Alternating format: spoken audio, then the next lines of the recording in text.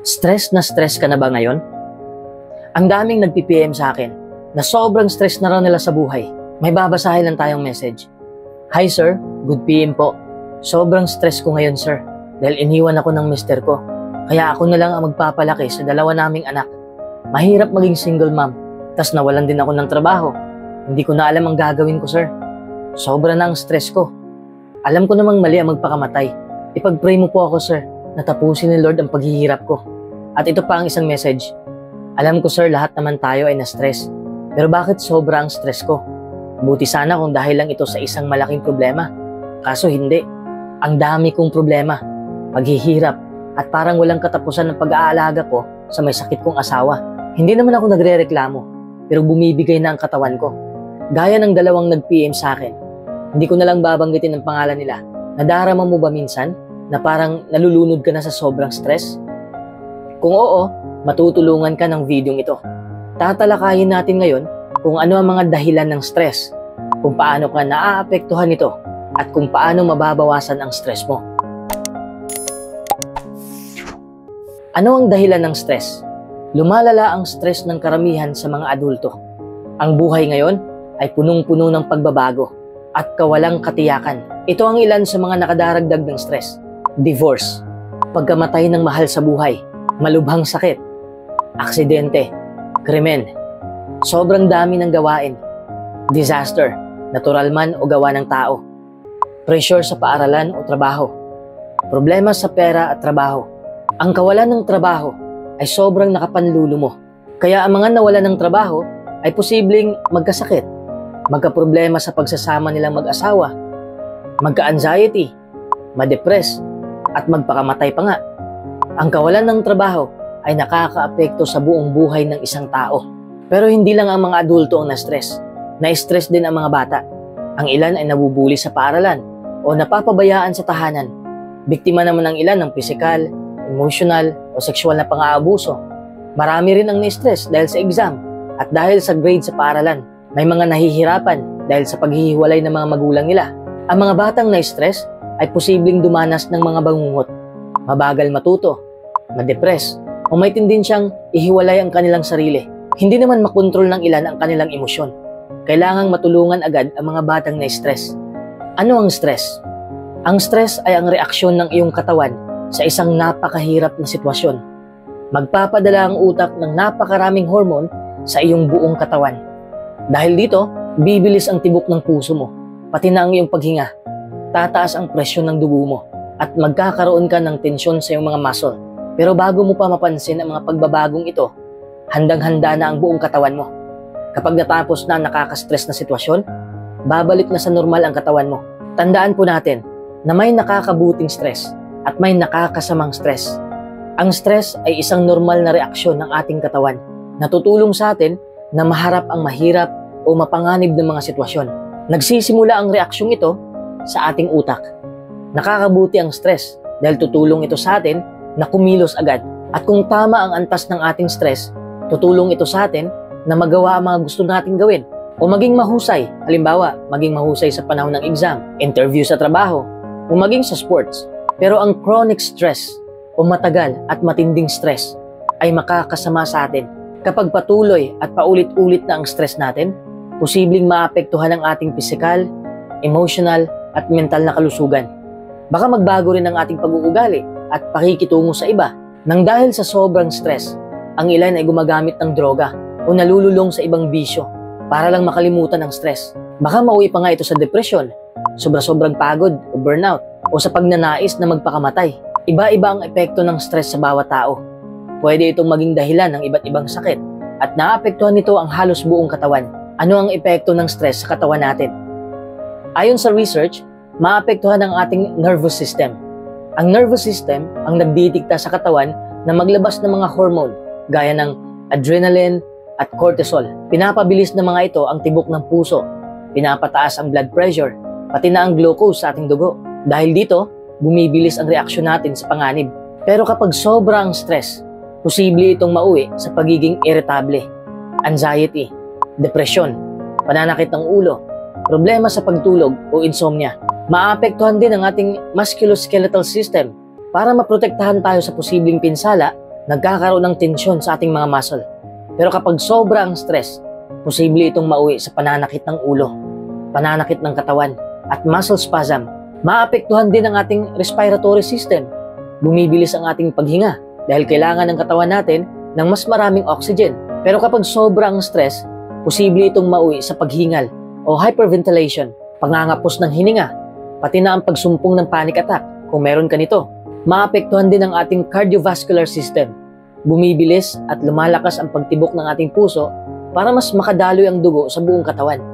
Lumuluwag o sumisikip ang mga ugat para makadaloy ang dugo sa parte ng ating katawan na mas nangangailangan nito, gaya ng ating muscle. Pero kapag sobra ang stress, posible itong mauwi sa alta presyon, atake sa puso, at stroke. Maapektuhan din ang ating endocrine system. Ang mga glandula sa katawan ang naglalabas ng mga hormone gaya ng adrenaline at cortisol na tumutulong sa katawan na maharap ang stress. Pinapataas ng atay ang ating blood sugar level para lalo tayong lumakas. Pero kapag sobra ang stress, posible itong mauwi sa diabetes, paghina ng resistensya kaya madaling magkasakit, pabago-bagong emosyon at pagtaas ng timbang. Maapektuhan din ang ating gastrointestinal system. Nahihirapan ang katawan natin na iproseso ang pagkain. Pero kapag sobra ang stress, posible itong mauwi sa pagduduwal, pagsusuka, diarrhea at hirap sa pagdumi. Maapektuhan din ang ating reproductive system. Naapektuhan ng stress ang mga organ sa pag-aanak at ang kagustuhang makipag-sex. Pero kapag sobra ang stress, posible itong mauwi sa kawalan ng kakayahan sa sex, pagiging irregular ng regla o paghinto ng regla. Paano natin mahaharap ang stress? Para makayanan mo ang stress, kailangan mong isipin ang iyong kalusugan, pakikitungo sa iba, pati na ang mga goal mo at prioridad mo sa buhay. Yan ang mga bagay na talagang mahalaga. Sa videong ito, malalaman mo ang ilang praktikal na prinsipyo na makakatulong sa'yo na maharap o mabawasan pa nga ang stress. Number 1. Mamuhay ng paisa-isang araw lang.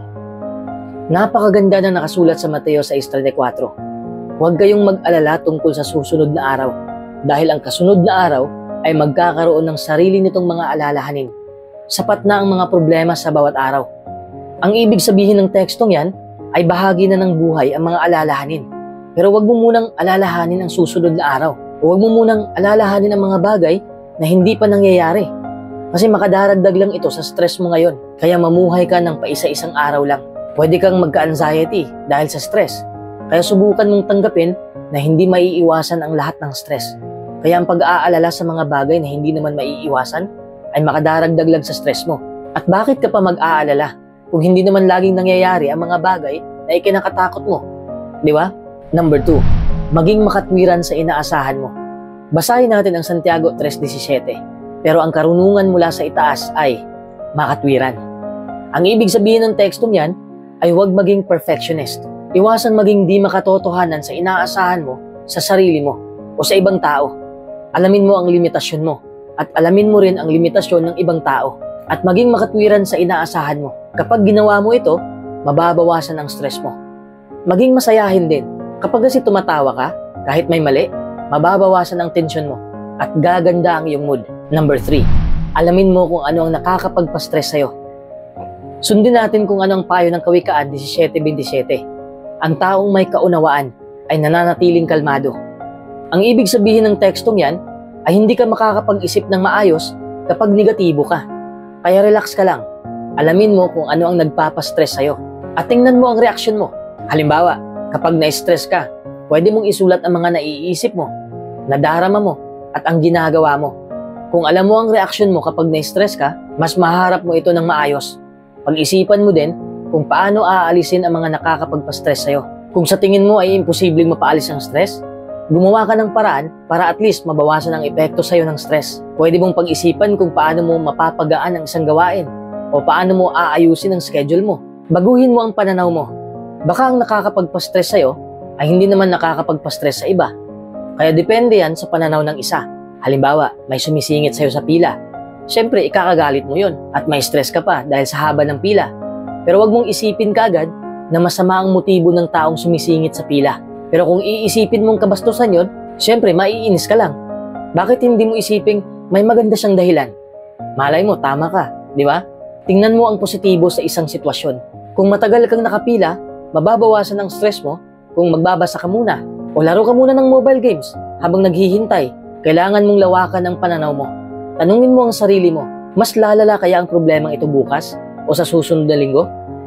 Alamin mo kung ang problema mo ba ay simple at pansamantala lang o kung magiging malaking problema ba ito sa hinaharap. Number 4. Sikaping maging maayos. Basahin natin ang unang Korinto 14:40. Mangyari nawa ang lahat ng bagay ng disente at maayos. Ang ibig sabihin ng tekstong yan ay sikaping maging organisado. Gusto nating maging organisado sa mga bagay-bagay, di ba? Pero kung magpapaliban ka, madaragdagan ang stress mo. At baka humaba lang ang listahan ng mga gawaing hindi mo natatapos. Kaya gumawa ka ng practical na schedule at sundin mo ang schedule mo. Dapat wala kang ipagpaliban at alamin mo rin at itama mo ang mga ugaling nagiging dahilan ng pagpapaliban mo. Number 5. Maging balanse. I-apply natin sa ating buhay ang nakasulat sa Ecclesiastes 4:6. Mas mabuti ang sandakot na pahinga kaysa sa 2 dakot ng pagpapakapagod at paghahabol sa hangin. Ang ibig sabihin ng tekstong yan ay kapag subsub ka sa trabaho, baka hindi ka na masiyahan sa resulta ng pagpapakapagod mo. Baka wala ka ng natitirang panahon at lakas para ma-enjoy ang mga pinagpaguran mo. Magkaroon ng balansing pananaw sa pera at trabaho. Hindi dahil marami kang pera, magiging mas masaya ka na o mababawasan na ang stress mo. Ang totoo, baka kabaligtaran pa nga. Ang mayaman ay hindi pinatutulog ng kanyang kasaganaan. Yan ang sabi sa Ecclesiastes 5:12. Kaya sikaping mamuhay ayon sa iyong kakayahan. Matuto ka ring mag-relax. Magpahinga ka kung pagod ka na. Nababawasan ang stress mo kapag ginagawa mo ang mga bagay na nagpapasaya sa'yo. Pero baka hindi rin makatulong ang libangan na gaya ng basta panonood ng TV, paglalaro ng mobile games, paggamit ng social media. Kaya ilagay sa lugar ang paggamit ng gadget. Iwasan ang mayat-mayang pagtingin sa mga email, text o social media. Kung hindi naman kailangan, huwag tingnan ng mga email para sa trabaho. Kung hindi naman oras ng trabaho. Number 6. Alagaan mo ang iyong sarili. Ito ang sinabi ng unang Timoteo 4:8. May konting pakinabang sa pisikal na pagsasanay. Ang ibig sabihin ng tekstong yan ay ang regular na pag-eehersisyo ay nagpapaganda ng kalusugan. Magkaroon ka ng magandang kaugalian. Kung mag-eehersisyo ka, gagaan ang pakiramdam mo at mas gaganda ang reaksyon ng katawan mo sa stress. Kumain ka ng masusustansyang pagkain at huwag magpalipas ng gutom. Siguraduhin sapat ang pahinga mo. Iwasan mo ang nakakasamang solusyon sa stress, gaya ng paninigarilyo at pag-abuso sa droga at alkohol. Habang tumatagal, lalo ka lang may stress dahil posibleng sirain nito ang kalusugan mo at ubusin pa nito ang naipon mong pera. Kung hindi mo na kaya ang stress, magpatingin ka na sa doktor kapag lumalala na ang stress mo. Hindi ka dapat mahiyang magpatulong sa mga doktor. Pero alam mo ba na ang kabaitan ay gamot din sa stress? Ito ang nakasulat sa Kawikaan 11:17. Kapag mabait ang isang tao, siya mismo ang nakikinabang. Pero kapag malupit ang isa, siya mismo ang napapahamak. Ibig sabihin, kapag mabait ka sa iba, gaganda ang kalusugan mo at magiging masaya ka. Pero ang isang taong masungit o hindi mabait ay hindi masaya dahil nilalayuan siya ng iba. Mababawasan din ang stress natin kung mabait tayo sa sarili natin. Halimbawa, hindi natin pipiliting gawin ang isang bagay na hindi natin kaya at hindi natin mamaliitin ang sarili natin. Dapat mong mahalin ang iyong kapwa gaya ng iyong sarili. Yan ang sabi ni Jesucristo na nakasulat sa Marcos 12:31. Number 7. Magtakda ka ng prioridad. Sabi ng Filipos 1:10 na makita ninyo kung ano ang mas mahalagang bagay. Ang ibig sabihin ng tekstong yan ay pag-isipang mabuti ang iyong mga prioridad. Ilista mo ang mga gawain mo depende sa kung ano ang pinakamahalaga. Makakatulong ito sa'yo na mag-focus sa mas mahalagang gawain. Makikita mo rin kung alin ang hindi pa kailangan gawin, kung alin ang pwede mong ipagawa sa iba, o kung alin ang hindi na kailangan gawin. Sa loob ng isang linggo, bantayan mo kung paano mo ginagamit ang oras mo. Pagkatapos, pag-isipan mo kung paano mo ito magagamit sa mas mabuting paraan. Kung kontrolado mo ang oras mo, hindi ka laging nagmamadali. Maglaan ka rin ng panahon sa pagpapahinga. Ang konting pahinga ay makakapagpalakas sa'yo at makakabawas sa stress mo. Number 8. Humingi ka ng tulong. Napakaganda ng payo ng Kawikaan 12:25. Ang sobrang pag-aalala ay nagpapabigat sa puso ng tao. Pero ang positibong salita ay nagpapasaya rito.